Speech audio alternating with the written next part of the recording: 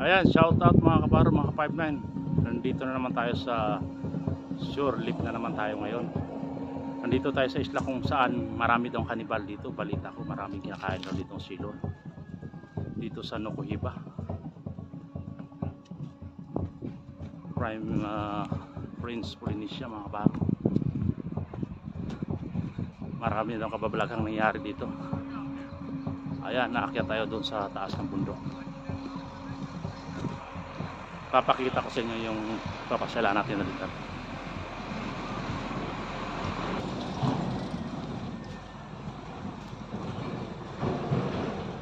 Ayan mga kabaro, umakyat na tayo dito sa pinakapasyalan nila sa taas, tourist spot. Ito yung pangalan, no. Toheba. Toheba yung pangalan. Ayan yung pangalan, Toheba.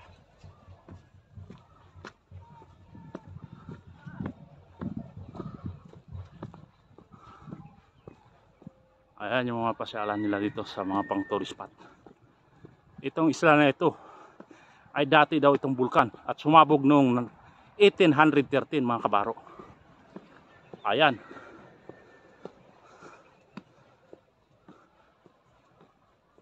At may tribo daw dito na kumakain ng tao. Noong 2018 may nakain na daw dito na isang silor. Kinain daw ng mga kanibal. Ayan, delikado pala itong area na ito mga kabaro. Marami nangangain ng tao.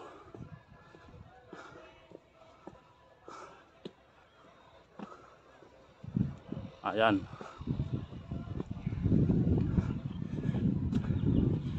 Pinakita ko sa inyo kung gaano kaganda ba ang taas ng islang ito.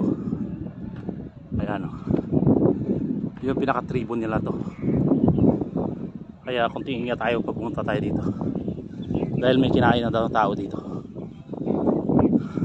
Sana hindi tayo makain.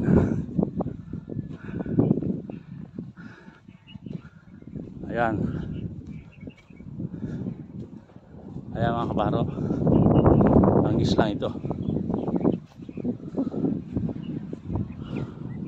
Ayan yung palatandaan nila, rebulto nila mga kabaro.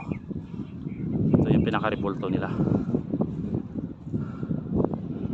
Ayan.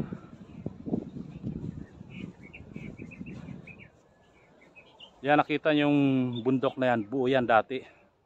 Pero sumabog ito nung 1813. Ay nabiyak po ito dahil bulkan pala ito sa loob. Ayan o. Kaya sobrang init dito ngayon. Ayan. Ayan po. Ayan yung mga bato na yan. Kaya nabiyak yung gitna, nabasag. Ayan o.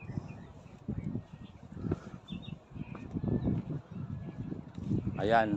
Yan yung view sa taas mga kabaro. Ayan. Ayan mga kabaro yung view sa taas. Kaya sobrang mainit dito dahil dating bulkan pala ito. Ayan mga kabaro. Yan pakita ko sa inyo. Ayan. Marami daw mga kanibal dito pala dati. Hanggang ngayon meron pa rin. Ayan. Ayan kabaro. Nakaakyat na tayo dito sa Toheba Islands. Dito sa Prince Polynesia. Kung nasaan marami daw mga kanibal dito kumakain ng tao. Ayan o. May mga tribo nila daw yan. Nung nabalitaan ko nung 2018 may kinain daw dito ng isang German tourist sa islang ito. Kinain ng kanibal at isang silor naman kinain din. Ayan, kaya kung namasyal ka dito ingat-ingat mga kabaro dahil baka makain ka rin.